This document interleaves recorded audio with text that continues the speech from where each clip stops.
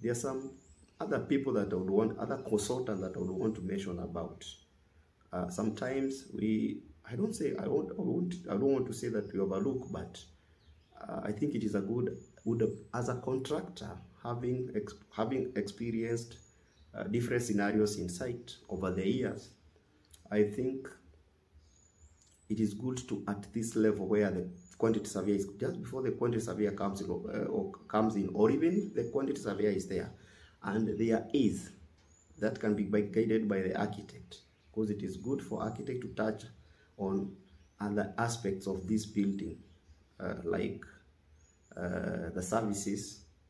Services will mean electrical works, mechanical works. That is what I mean by services, because they're the ones that make the house livable.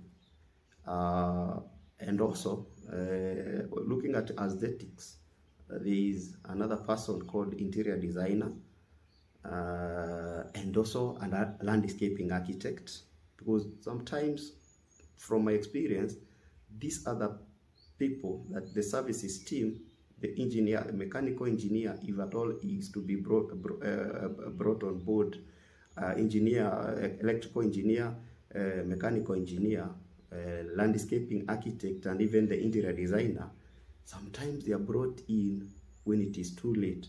And you know what that will mean? It will have a very big impact on the budget. And sometimes there are some situations whereby the architect, the landscape, the interior designer comes in when the structure is already put up, and because of the functionalities and how maybe they would have their own ideas of aesthetic and functionalities, they propose some changes. That these changes, they bring out the element of valuation of